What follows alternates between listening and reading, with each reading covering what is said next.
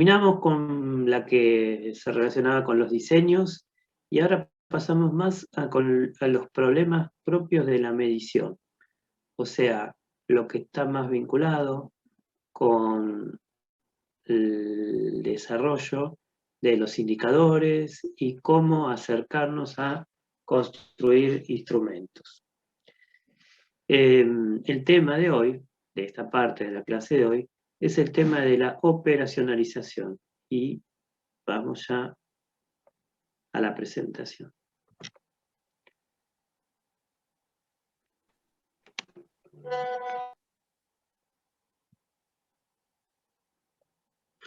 Bien, entonces, ¿qué es esto de la operacionalización? Primero déjenme que les diga, como siempre, en qué momento del desarrollo de la investigación se encuentra.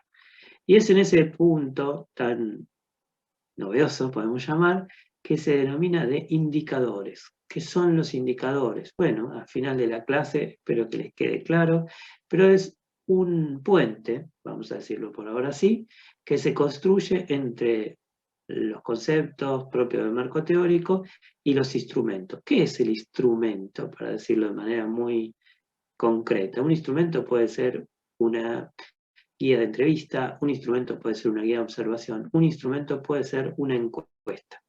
Ahora, una encuesta está conformada por una serie de frases, de palabras y demás que están armadas como estímulos para las reacciones de los que contestan, ¿sí? Bueno, esos estímulos, que pueden tener muchas veces la forma de pregunta o no, son lo que utilizamos para llegar a los indicadores. Los indicadores son los que van a estar fundamentando, justificando qué tiene y qué no tiene un instrumento, como por ejemplo un cuestionario de una encuesta. Y vamos entonces a la definición. ¿Qué es operacionalización? Bueno, una palabra que había usado antes era la de puente, otra que se puede usar es la de traducción. Siempre, siempre, todas palabras que están haciendo referencia a unir, a conectar conceptos abstractos por un lado y situaciones observables por el otro. Dijimos hace un ratito, cuando hablábamos del paradigma positivista, la importancia que tenía la observación. Dijimos que para la investigación cuantitativa era muy importante tener una forma de registrar y de comparar. Bueno, justamente la operacionalización trata de resolver cómo se define esa cuestión. Les doy un ejemplo muy grosero, pero para empezar a entender de qué estamos hablando. Si yo quisiera saber a qué clase social pertenecen las personas, podría salir a hacer una especie de encuesta y preguntarle a cada uno, ¿usted de qué clase social considera que es? Esa persona, muy probablemente, se consideraría de clase media. Sí, claro, porque todos somos de clase media. No somos todos de clase media. ¿Y entonces por qué tan probablemente se consideraría de clase media? Porque en la percepción de la persona, primero que faltan criterios, definiciones, teoría para entender qué es y qué no es clase media. Pero además, porque esa persona sabe, conoce, ubica personas que están por encima de él y personas que están por debajo, en la escala social, me refiero. Entonces,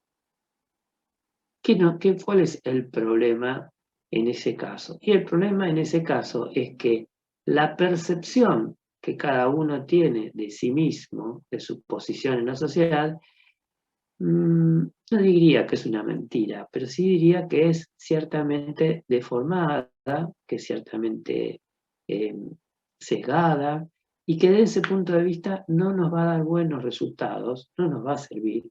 Por ejemplo, para saber si en los últimos años la clase media se expandió o se achicó, o qué porcentaje de clase media hay en una provincia y cuál en otra. Necesitamos entonces dos partes para resolver esta situación. Primero, definiciones, conceptos. ¿A qué llamamos clase media? ¿Qué es una clase media? Bueno, necesitamos hacerlo desde una teoría de la sociedad, desde una teoría de las clases sociales, desde un concepto que en principio es abstracto, y sí, porque las teorías, como las teorías de la clase social o tantas otras, están pensadas para todas las sociedades o para muchas sociedades, para muchos momentos, y no están pensadas para la Argentina en el 2021. Pero, si nosotros queremos saber cuál es el panorama de las clases sociales en Argentina en 2021, lo vamos a observar aquí y ahora. Y entonces necesitamos tener no solamente las definiciones de la teoría, sino también sus correspondencias, sus situaciones que les permitan dar cuenta de esa situación, sus observables. Entonces, operacionalizar es hacer un tránsito, un recorrido coherente entre una variable general, que es más bien abstracta, y una variable mucho más concreta, una variable que la podemos reconocer en la observación, un referente empírico que llamamos indicador. Ah, pero entonces estos son los indicadores, sí. Estos son los indicadores, son los productos de la operacionalización. Ahora, fíjense que el indicador no es el comienzo del recorrido, digo, no es el comienzo del recorrido, sino que es al final. Yo tengo un indicador, ¿para qué? Para dar cuenta de un concepto. A veces la relación entre el concepto y el indicador es bastante indirecta. Tengo que pasar por una variable intermedia, o incluso por más de una. Entonces, lo que hay es una cadena que va desde lo abstracto hacia lo empírico, desde la teoría hacia la medición, desde lo que se dice y lo que se dice en el sentido teórico de la palabra, hacia lo que se observa. Ojo, este no es un cualquier lo que se dice, es yo creo que soy de clase media, no, este es un lo que dice la teoría. Si se quiere, va desde la racionalidad, que hablábamos al principio de todas las clases, hacia la objetividad, desde la teoría hacia la medición. Y eso es, ni más ni menos, la cuestión de operacionalizar, y es la importancia que tiene operacionalizar.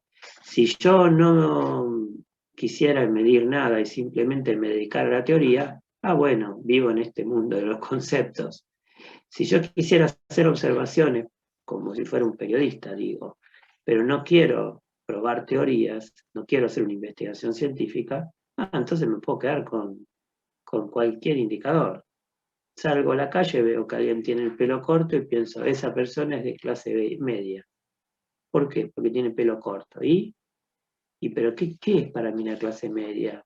¿Y por qué el pelo corto significaría ser de clase media? Bueno, son preguntas que el que está de este lugar, quizás es solo de ese lugar, no se las hace. Entonces la clase de hoy es de cómo preguntarnos insistentemente por la mejor manera de hacer este puente, este tránsito, esta traducción entre conceptos abstractos y situaciones observables en variables que llamamos indicadores. Vamos al primer ejemplo que tengo para introducir en esta temática, en esta cuestión, que es la edad. ¿Es fácil o es difícil medir la edad? Bueno, déjenme que les diga que medir la edad es algo bastante fácil. Porque la edad no tiene definición. No, fíjense que la edad tiene una definición. Pero la edad, sí, pero detrás de eso que todos sobreentendemos hay una definición, que es, edad es una cantidad de tiempo. Es un tiempo que transcurrió entre qué y qué, y entre el momento en que nacemos y el presente. Y además está expresado en una unidad de tiempo, que es la cantidad de años. Y también está expresada en cantidad de años cumplidos. ¿Por qué digo esto? Porque si, por ejemplo, alguien mañana cumpliera 38 años, ¿qué edad tendría hoy? Y tendría 37,999, podemos decir así. Redondeando, tiene 38. Sin embargo, esa persona solamente va a declarar 38, solamente va a reconocer 38 el día de mañana, cuando los cumpla. Esto es así porque efectivamente hay un acuerdo cultural por el cual nadie declara la edad exacta, sino que declara la edad cumplida, en años cumplidos.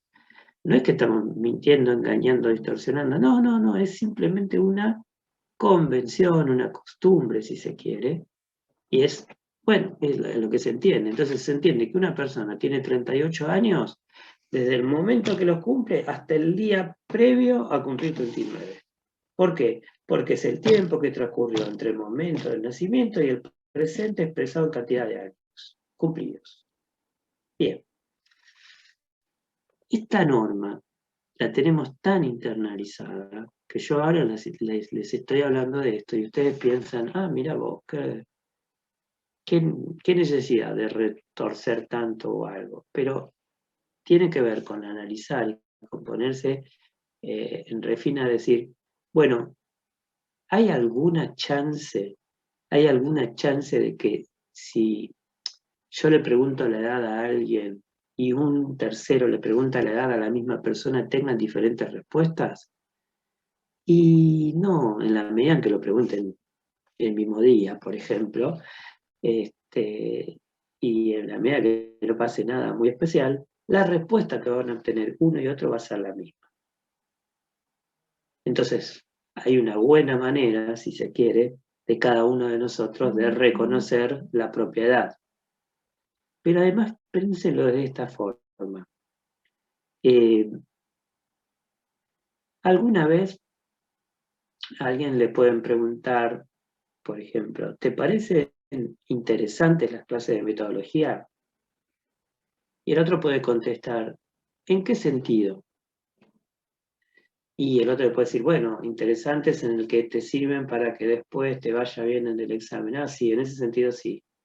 ¿Y te resultan interesantes, por ejemplo, para tus actividades de la vida cotidiana? No, la verdad, no, nunca las apliqué. Bueno, ahí vemos que hay como dos sentidos o dos maneras de pensar eso de lo interesante. Pero siempre hablamos de lo interesante, sí, pero en uno interesante con un matiz de utilidad y en otro interesante con un matiz de interés, llamémosle. Entonces uno diría, tiene efectividad para la cursada, pero no tiene utilidad por fuera de la cursada. Bueno, son dos intereses y en algún sentido es interesante y en otro quizás no. Pero eso me está hablando de que puedo reconocer ahí que hay más de una dimensión. En cambio, en la edad es muy difícil que alguien cuando le pregunten la edad diga, ¿edad en qué sentido? Qué sé yo, en el único sentido que podría entenderse. Bueno, es muy raro, digo, que alguien pregunte edad en qué sentido, porque hay un criterio compartido, hay un significado unívoco en el que todos entendemos lo mismo. Entendemos que la edad es si podemos decirlo así, es como una línea recta que trazamos desde el momento de nacer hasta el presente y donde el recorrido del tiempo se va expresando en cantidad de años. Bien, entonces, si todas las variables fueran como edad, insisto, si todas las variables fueran como edad, la operacionalización sería un problema menor. No valdría la pena tanta explicación y seguramente sería algo casi obvio. Entonces, si la edad es ese tiempo transcurrido desde el nacimiento hasta la actualidad, expresado en cantidad de años cumplidos, no hay muchas más dimensiones que el tiempo que transcurrió. Acá lo estamos diciendo, si te gustó, si la pasaste bien, si te sentís más joven, no, es ¿Cuánto tiempo transcurrió? Y los indicadores que podríamos tener son de dos tipos, pero que son francamente equivalentes. Yo a alguien le puedo preguntar, ¿cuántos años de edad tiene? Y me puede contestar 0, 1, 2, 3, 4, qué sé yo, 120, si tiene muchos años. Y por el otro lado, le puedo preguntar cuál es su fecha de nacimiento. Me puede decir, yo nací el 18 de marzo de 1974. Ah, bien. Cualquiera de las dos respuestas me permite construir la edad. En uno, bueno, voy a hacer una cuentita que es entre la fecha de nacimiento y la fecha actual, en la otra simplemente voy a tomar por buena la respuesta que me dio el encuestado. Pero mucho más para dar vueltas a este asunto, en este ejemplo, no tenemos, porque la verdad es que preguntemos de una forma o de otra, va a ser equivalente. En cualquier caso, vamos a entender lo mismo, el que nos conteste nos va a entender, y dos personas que salen a preguntar la edad van a obtener las mismas respuestas. Esto es muy extremo de lo que sería un ejemplo donde no hace falta preocuparse por la operacionalización. Pero vamos a otros ejemplos donde empezamos a ver que lo que parece tan sencillo en la edad no lo es en otros casos. ¿Qué es trabajar? Bueno, trabajar es esforzarse, trabajar es hacer algo útil, trabajar es agotarse. Entonces alguien podría decir, bueno, quizás esta actividad que estamos haciendo, yo hablando, ustedes escuchando, es un trabajo, porque todos nos estamos esforzando, porque todos nos estamos agotando, y porque también hay, qué sé yo, hay un esfuerzo puesto. Sin embargo, desde muchos criterios, desde muchas definiciones, en este momento el que está trabajando soy yo y ustedes no. No estoy subestimando el esfuerzo de ustedes de estar escuchándome, simplemente lo que estoy diciendo es que hay actividades que se consideran que son económicas y otras que son de otro tipo. Entonces, se consideran actividades económicas aquellas que producen bienes o servicios, por decir, el servicio de educación, o bien ya alguien podría estar en este momento fabricando un tornillo. Producir bienes o producir servicios siempre que los mismos tengan un reconocimiento económico en forma de un pago, que ese pago pueda ser en dinero o en especie, y definir un cierto tiempo, un cierto periodo de tiempo de observación, porque si alguien dijera hace, no sé, 15 minutos, 20 minutos, estabas trabajando, y no, hace 20 minutos estaba descansando. Pero fue un descanso en medio de haber trabajado y la segunda parte donde seguí trabajando. Entonces, todas estas definiciones uno podría discutirlas y decir, pero si yo pinto la casa del vecino y él me paga, o pinto mi propia casa, ¿no estoy haciendo exactamente la misma actividad? Sí, pero no. Estoy haciendo un mismo tipo de esfuerzo, si se quiere, estoy usando las mismas herramientas y hasta estoy produciendo en algún sentido lo mismo, que es pintar algo. Pero con una diferencia que no es menor. Cuando yo estoy trabajando para el vecino que me paga, estoy produciendo un servicio que tiene un valor económico. Cuando yo me estoy pintando a mí mismo la casa, estoy ejerciendo lo que se llama una actividad de autoconsumo. Y las actividades de autoconsumo no se consideran como parte de la generación del valor económico. Entonces, estas definiciones, uno podría decir, son nuevas, las inventó el profesor hace 10 minutos, y la verdad que no. Hay una tradición bastante larga dentro de las estadísticas de empleo y las estadísticas económicas, desde mediados del siglo XX, imagínense hace cuántos años, en donde más o menos con pequeños matices, esta es la definición de trabajar. Entonces estamos bárbaros, porque si hace más de 70 años que esta es la definición, seguramente cualquier persona que está en su casa lavando platos o cocinando, tiene clarísimo que no trabaja. No. Este consenso que hay sobre lo que es trabajar y lo que no, es un consenso de la OIT, de la Organización Internacional del Trabajo, lo es de las estadísticas económicas, lo es del INDEC y de todos los organismos de estadística oficiales, pero no lo es de una persona que hace tareas domésticas para sí mismo, no lo es de alguien que pinta su propia casa, no lo es de quien se repara su propio automóvil. Entonces, tenemos acá un problemita, y es que si bien trabajar es una actividad en algún sentido unívoca, ¿no? Es trabajás o no trabajás, y si haces o no haces una actividad, por esa actividad te pagan o no, o tenés un resultado en dinero o no. Es súper claro en ese criterio. Sin embargo, es ciertamente abstracta, y yo necesito traducirla para que los otros, por ejemplo, los que me contestarían una encuesta, entiendan bien de qué les estoy preguntando y para que esa respuesta de alguna forma sea una respuesta más acorde a la definición estadística de trabajar y no a una definición que puede ser de sentido común. Y alguien puede decir, pero el sentido común, bueno, a ver, yo no estoy queriendo revisar cuál es el sentido común, estoy queriendo medir en términos de definiciones y para eso necesito definiciones que sean bastante concretas.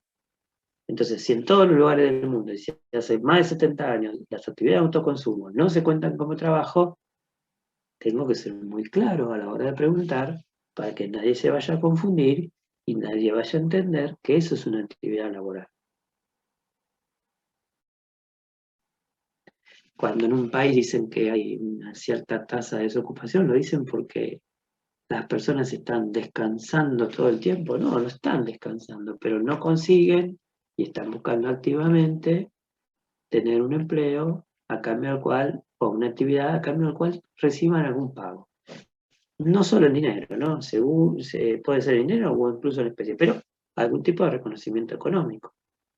¿Quiere decir que esa persona que está desocupada está todo el tiempo eh, sin hacer nada? No, está haciendo cosas seguramente, y quizás muchas, entre otras buscar trabajo, pero puede estar haciendo muchas actividades de propio consumo, de autoconsumo, que no cuentan para que considerar que esa persona consiga un empleo.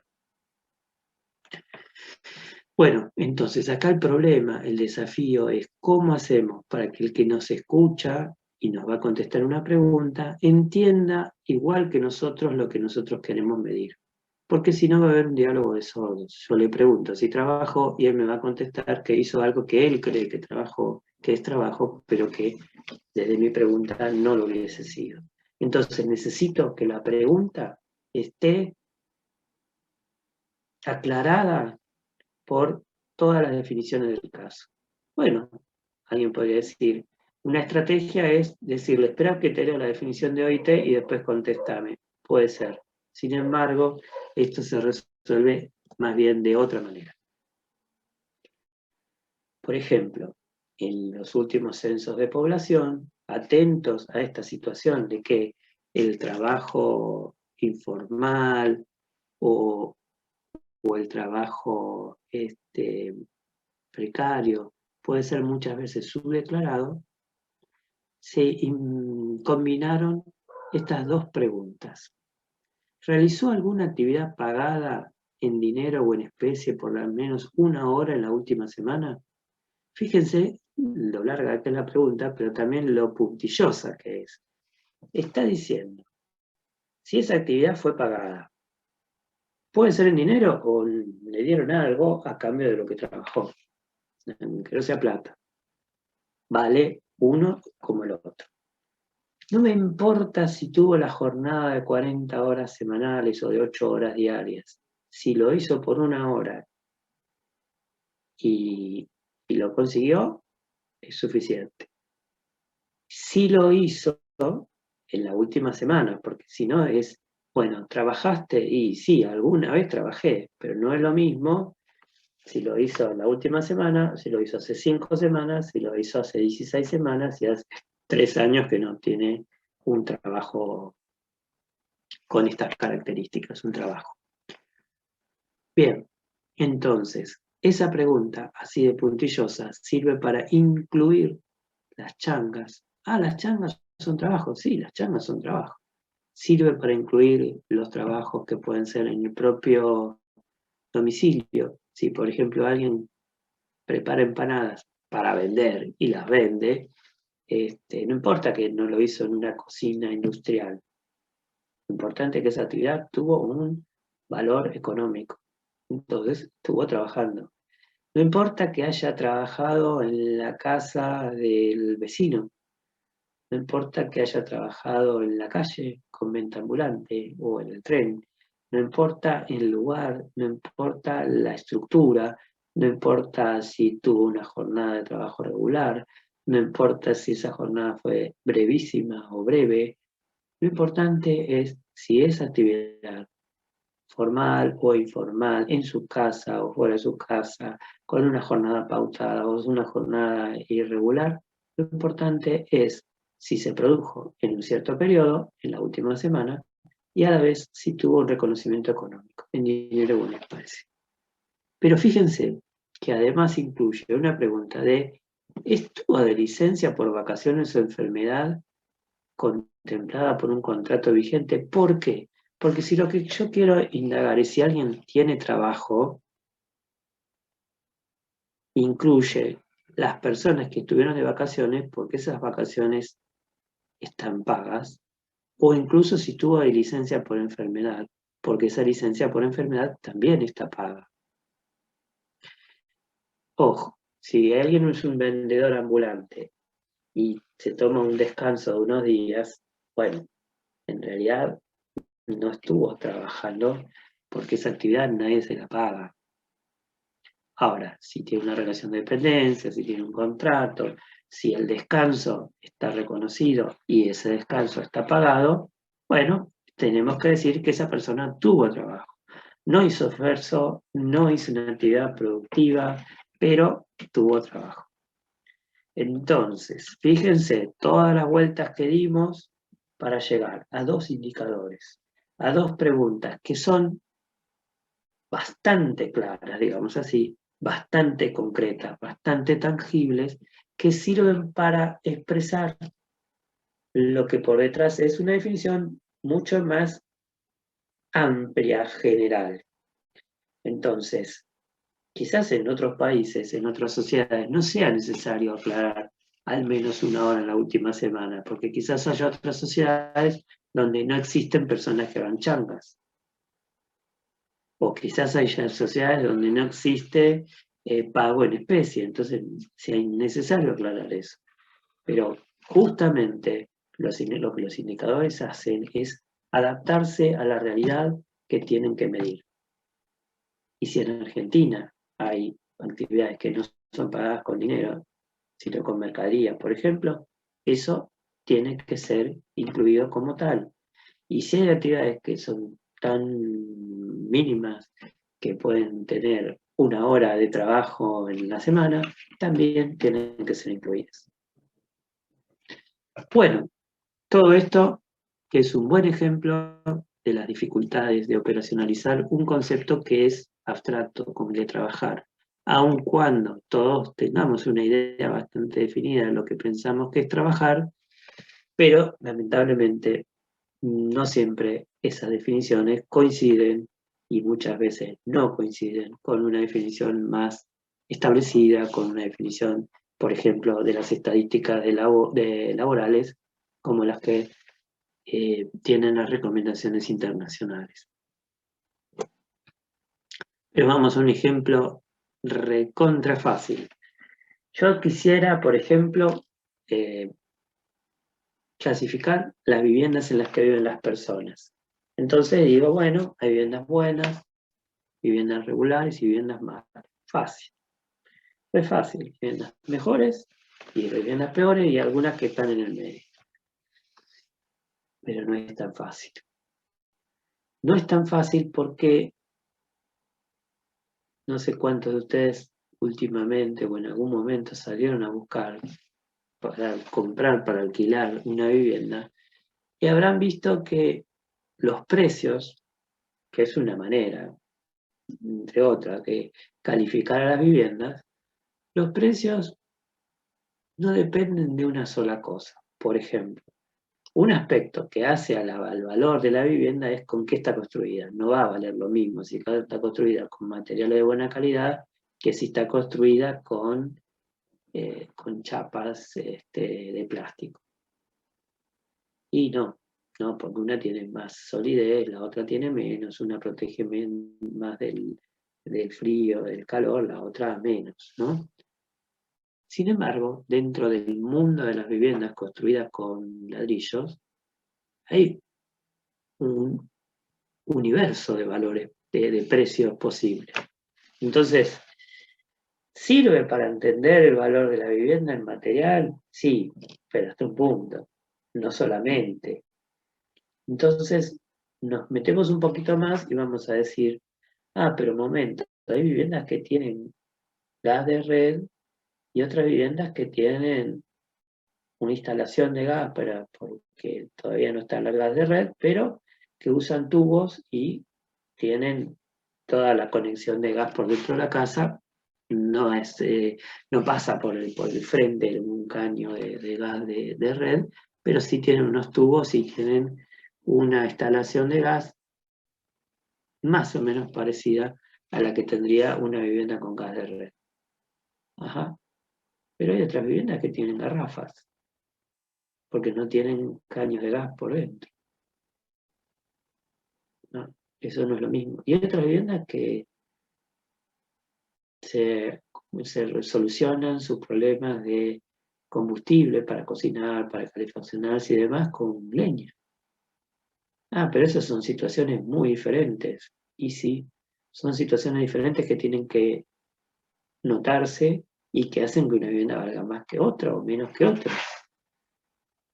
Sin embargo, vuelvo con el ejemplo, si yo tengo dos viviendas con gas de red, dos viviendas con construcción de ladrillos, son dos viviendas que en principio tienen una calidad constructiva equiparable, tienen un nivel de infraestructura equiparable, pero pueden valer bastante distinto. Bueno, un elemento que no está metido acá es el tema del tamaño de la vivienda, ¿no? La superficie. Pero para seguir con el ejemplo, imagínense dos viviendas que tengan la misma superficie cubierta, hechas con los mismos materiales y que tengan las dos servicios de gas de red. ¿Van a valer lo mismo? Y no necesariamente quiero decir. ¿Por qué? Porque aparece un elemento más para diferenciarlas y es ¿dónde queda cada vivienda? Y uno puede decir, pero bueno, qué sé yo, es lo mismo. Si con buenos materiales, con buen combustible, con buenas condiciones de vivienda, ¿da lo mismo vivir? No da lo mismo vivir en un lugar que en otro. Por eso también la ubicación es un aspecto que hace a la calidad de la vivienda y un aspecto que hace, entre otros temas, a diferentes precios de la vivienda. ¿Es caprichosa la calidad de la ubicación? No es tan caprichosa. No es tan caprichosa. Tiene que ver con cuánto se le facilita o se le complica la vida a la persona que está en esa vivienda. Por decir, si vive en una vivienda que está en una calle asfaltada, iluminada, cerca de transportes públicos que van a muchos lugares, y va a tener mejores condiciones, mejor contexto para ir a trabajar, para ir a estudiar, para no faltar, para llegar puntual, diferente del que tenga otro tipo de contexto, diferente para aquel que le cueste más viajar, diferente para aquel que tenga otros obstáculos, por cierto, dados por la diferente ubicación. Entonces, todo este ejemplo nos viene a decir que si yo tuviera que clasificar las viviendas por su calidad, no me puedo fijar en un solo aspecto. Tampoco, por cierto, la ubicación por sí sola, ¿no? Porque si tengo un rancho ubicado al lado de una casa con todas las comodidades y están las dos en la misma cuadra, y van a tener las mismas condiciones de ubicación, van a tener el mismo acceso a transporte, por ejemplo. Pero uno es un rancho y la otra es una casa con todas las comodidades y claramente no van a valer lo mismo, por más que estén ubicadas en la misma cuadra.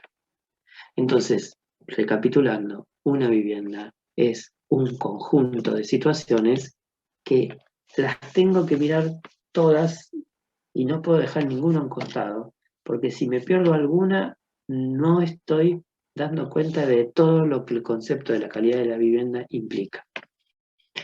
Entonces acá nos encontramos frente a una variable que es compleja, esa es la palabra, compleja. ¿O compleja porque es difícil? No, porque la anterior también era difícil. Sino el trabajo, sino es compleja porque acá tenemos más de una dimensión, por lo menos 3 dimensiones, como estamos viendo. Entonces, una vivienda puede ser de buena calidad en términos de su ubicación, pero no en términos de su calidad de infraestructura, o puede ser buena en calidad de infraestructura, pero no en calidad constructiva. Entonces, tengo que admitir que este es una variable compleja porque hay 3 dimensiones que las tengo que medir a todas y cada una. Entonces, la validez de mi medición va a tener que ver con poder llegar a cada una y a todas de estas dimensiones. Un ejemplo desarrollado de cómo podríamos hacer este asunto. Si yo estoy pensando qué es lo que define una buena vivienda o qué es lo que define una vivienda, es la adecuación de ese espacio utilizado para la residencia en términos tanto de protección de las inclemencias del tiempo, la reproducción de la vida cotidiana y la participación en la vida social. Con esa definición no puedo medir nada. ¿Por qué no puedo medir nada? Porque me falta hacer un camino para llegar a decir, bueno, pero exactamente qué es protección de las inclemencias del tiempo y qué es reproducción de la vida cotidiana y qué es participación en la vida social. Eso es lo que la dimensión me empieza a organizar, me empieza a aclarar. Bueno, cuando yo estoy hablando de la protección de las inclemencias del tiempo, estoy hablando de la calidad constructiva, claro. El que tenga una chapa de plástico va a tener menos aislamiento térmico que el que tenga una pared de ladrillo. El que tenga un piso de tierra va a tener menos protección, no solo de la temperatura, sino también de otros aspectos del tiempo, de la humedad y demás, incluso cuestiones de salubridad, diferente del que tiene un piso apenas de cemento, mientras otros que tengan, además de ese piso de cemento, un revestimiento, que puede ser baldosa, cerámica, parquet, alfombra, y ya ahí estamos en un terreno que tiene que ver con los gustos.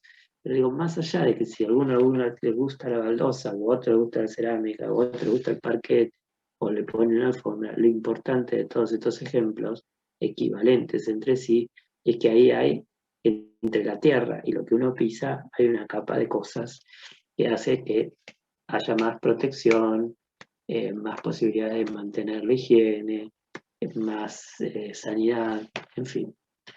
Entonces, fíjense, todas las vueltas que dimos, pero la pregunta que hacemos es muy concretita. ¿Cuál es el material predominante del piso? Entonces, alguien puede darse cuenta, puede contestar claramente si lo que más abunda en su piso, en el piso de su casa, es en la baldosa, la cerámica, el parquet, la alfombra, o no, o lo que tiene es cemento, sin revestir, o directamente lo que tiene el piso es tierra, solamente tierra.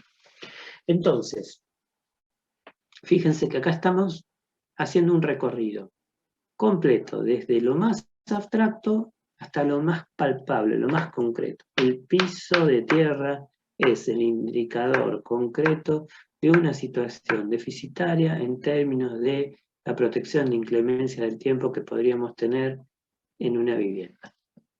Ajá.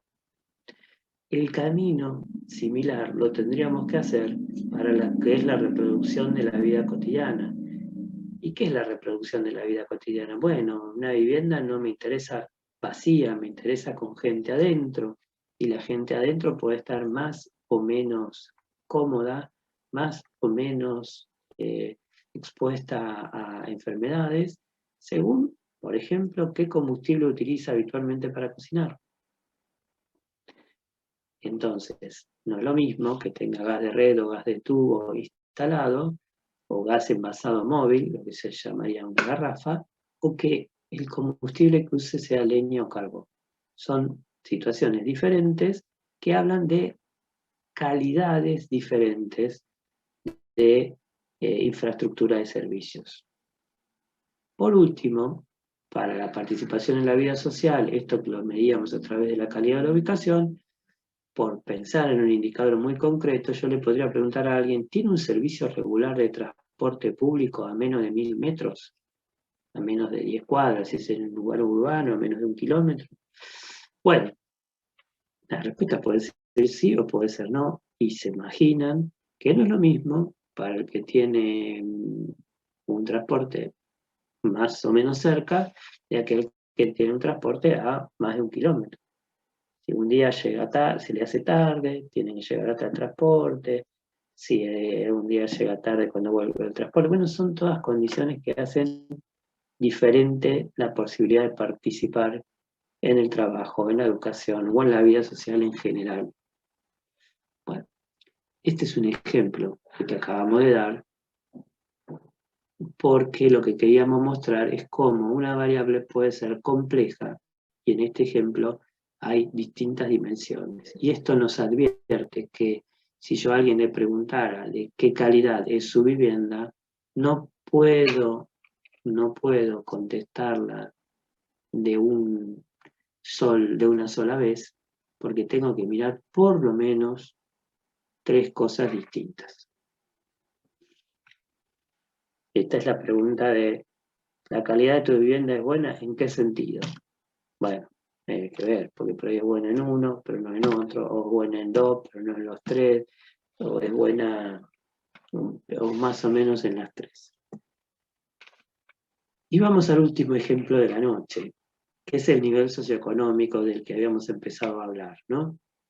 Si yo le preguntara si es de clase media, ya dijimos que no me sirve, entonces voy a tratar de enfocarme en indicadores que tienen la cualidad de ser más objetivos. O sea, yo no le estoy preguntando si su casa está bien ubicada hace un ratito, sino que le preguntaba si tenía un transporte a menos de 1000 metros.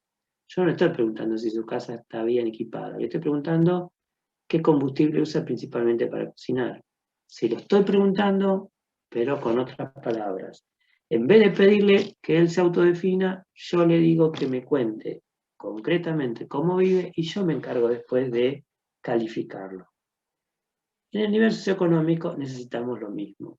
Necesitamos reconocer, primero, hay una sola dimensión acá, y fíjense que ya la palabra nos viene avisando.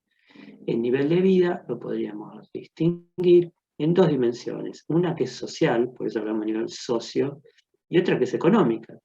Entonces, en la primera podríamos hablar del prestigio, del capital de las relaciones sociales. En el otro tendríamos que hablar de la capacidad de compra, el capital monetario. Ahora, una persona que tiene muy buenas relaciones no es todo lo que puede tener, porque eso no le garantiza un buen ingreso. Y una persona que tiene un buen ingreso tampoco necesariamente va a conseguir ese prestigio o esas relaciones. Entonces, acá tenemos un buen ejemplo de una variable que es compleja, porque tiene 2 dimensiones, pero a veces bastante abstracta. ¿Qué es un buen nivel social y qué es un buen nivel económico? Entonces acá el desafío es encontrar indicadores de las 2 dimensiones que nos puedan servir para reconstruir lo que es ese nivel socioeconómico. Insisto, es abstracta porque yo no me doy cuenta de una si alguien tiene un nivel socioeconómico alto, medio, bajo, pero además es compleja porque necesito contemplar distintas dimensiones, por lo menos la cuestión social y la cuestión económica. Un ejemplo, pero no agota todas las posibilidades solo para hacerlo cortito, es el siguiente. Yo podría hablar de la posición social y económica relativa como la definición de qué es el nivel socioeconómico. Y entonces la posición social podría estar asignada por el nivel educativo y la posición económica por el nivel de ingresos. Ahora, yo a alguien no le voy a decir qué posición social tiene o qué posición económica tiene, sino que le voy a preguntar muy concretamente, muy directamente, ¿cuál es su máximo nivel de educación formal alcanzado? Y me podrá decir, tengo hasta secundario incompleto, tengo secundario completo o superior incompleto, tengo superior completo y más. En el caso del nivel de ingresos, la pregunta podría ser, miren que la hice lo más concreta que pude, ¿cuál fue su ingreso neto durante el último mes, contemplando todas las fuentes de ingreso laboral y no laboral?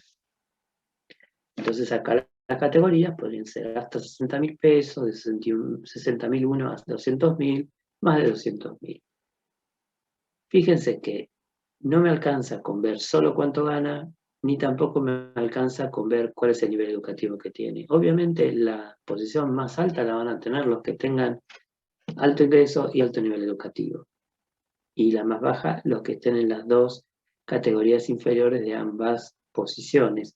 Pero va a haber muchas combinaciones de alto ingreso y no tanta educación, alta educación y bajo ingreso. Bueno,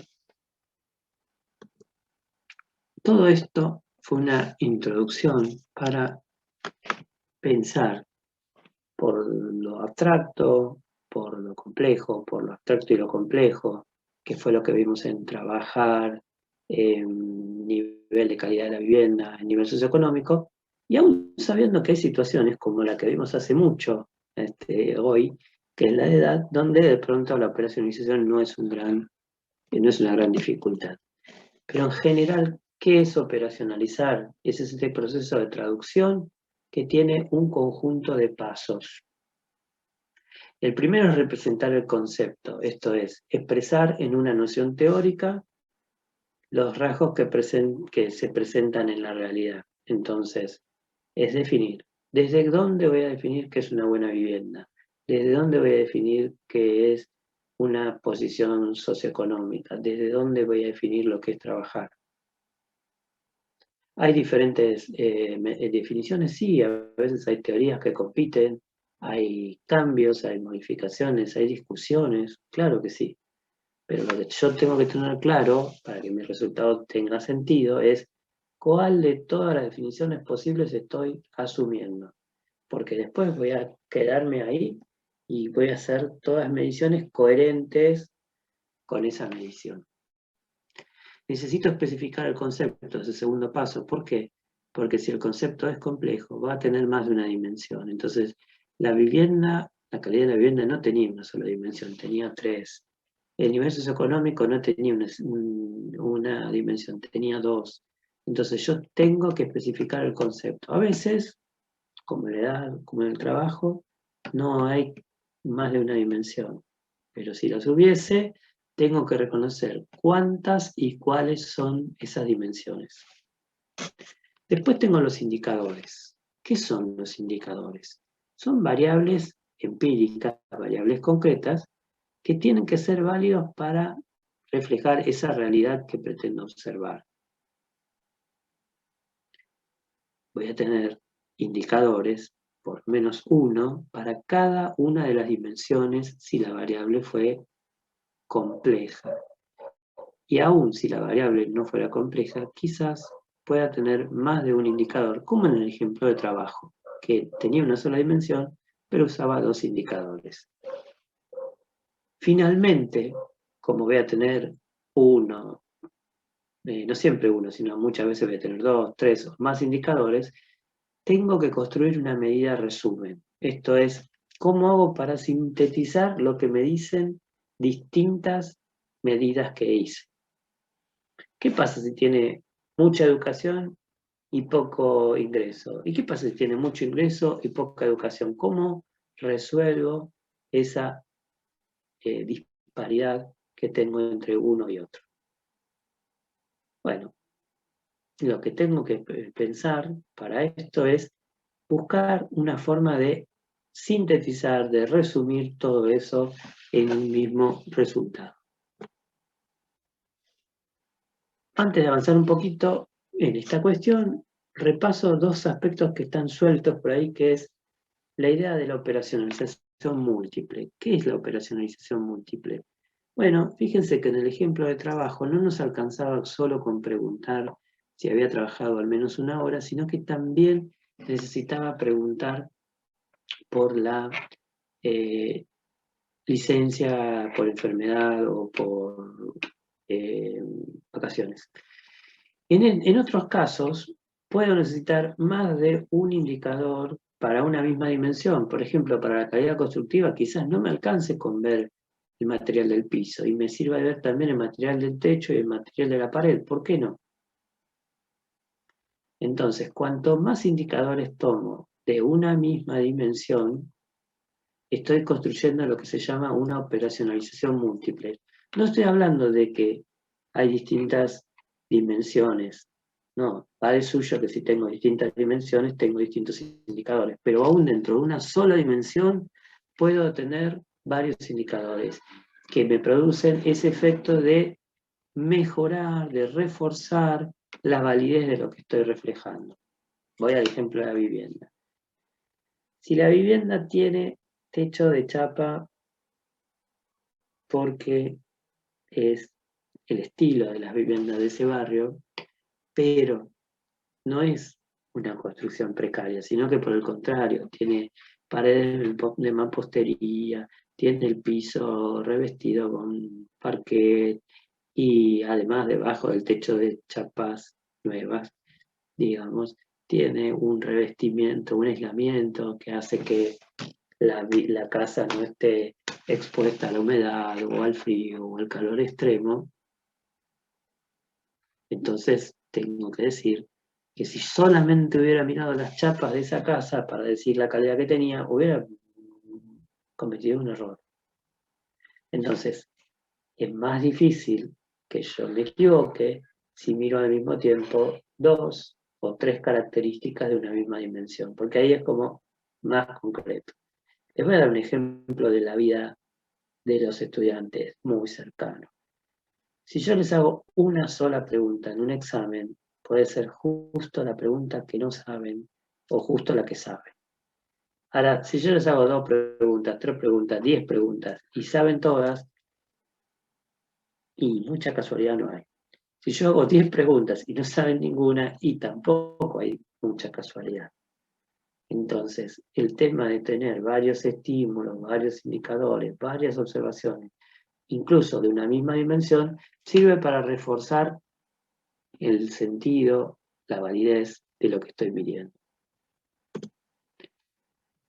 Quiero llegar, y voy a presentar esto, y quizás tomemos un poquito de la clase que viene para reforzar esto, el tema de las medidas resumen. Voy a empezar por plantear lo siguiente. ¿Por qué medidas resumen? Y porque imagínense que una casa tuviese garrafas, estuviera construida en una avenida donde hay mucha circulación de transporte y a la vez tuviese las paredes, el piso de parquet. Y si no me fijara en el combustible que usa para cocinar, diría que la casa es bárbara. Pero si me fijo solo en el nivel en que usa garrafa, diría no es tan buena. Al lado tengo una vivienda que está en la misma avenida, o sea que tiene una buena ubicación, pero resulta que tiene paredes perdón, no está bien las paredes, tiene piso de cemento, pero tiene, es raro el ejemplo, tiene instalación de gas para tener tubos. Y no está mal que tenga instalación de gas con tubos, no está muy bueno que tenga el piso de cemento, y está muy bien que viva en una avenida. Y después tengo una casa que está a 2 kilómetros de la avenida, no tiene transporte cerca, pero tiene una instalación de gas completa, no les pasa gas de red, pero tienen los tubos y está muy bien el combustible, y tienen revestimiento de cerámica en los pisos, y tiene todo bien, pero no está bien ubicada. Bueno, cualquiera de esos 3 ejemplos nos pone el desafío de cómo hago para compatibilizar 3 situaciones distintas, porque la vivienda es una sola. Entonces, si nos acordamos de lo que habíamos dicho de la mutua exclusión de las categorías, yo no puedo decir que esa vivienda es buena, buena, mala, o buena, regular, buena, o buena, regular, mala. ¿Es buena, es regular o es mala? Y si tengo 3 mediciones que son diferentes entre sí, tengo que buscar un criterio para tener un balance producido de las 3 observaciones. Esas son las medidas de resumen. Construir una especie de promedio, tomando en un sentido muy ligero, muy amplio de la palabra, a partir de situaciones diferentes aplicables a las mismas unidades de análisis. Digo, la misma vivienda es una sola, la tengo que terminar de calificar. Imagínense si le tengo que poner un precio, o imagínense si tengo que definir si esa vivienda necesita ayuda social. Es la única vivienda, es una sola, y yo no puedo decir sí, pero no, pero sí. ¿Es sí? Bueno, yo no puedo decir por tal cosa valdría tanto, por tal cosa valdría menos, por tal otra valdría más. No, ¿cuál es el precio? Es uno solo. Entonces, las medidas de resumen lo que hacen es construir ese balance entre las mediciones que me dan los distintos indicadores. Ok. Estamos cerrando igual. Bueno, para este tipo de situaciones existen los índices. Los índices y las tipologías. Los índices son particularmente apropiados para las variables cuando tienen nivel de medición ordinal, es decir, cuando tienen comparación de tipo mayor que o menor que, y las tipologías para variables nominales, es decir, cuando las diferencias son de tipos o diferencias cualitativas y no permiten establecer una jerarquía. Nos quedaba por ver un desarrollo de ejemplo de índice de tipología que, siendo la hora que es, y supongo que están un poquito cansados, no va a ser muy productivo que lo intentemos ver ahora. De todos modos, lo que les puedo decir es que eso ya lo tienen en el aula, que lo pueden ir viendo, que lo vamos a retomar la clase que viene, que tienen material para leer de este tema que se llama operacionalización, y que bueno, y que nos quede este tema para retomarlo la que viene, y seguimos como hasta ahora, con esto de que les voy publicando previamente las clases. Esta semana que veníamos del parcial los dejé descansar, pero la que viene, en esta que empieza ahora, la idea es plantearles también a través del foro un par de situaciones para que piensen juntos y para que comentemos, y para que sea una manera también de ir pensando y repasando lo que se vio en clase. Bueno, si les parece, dejamos acá.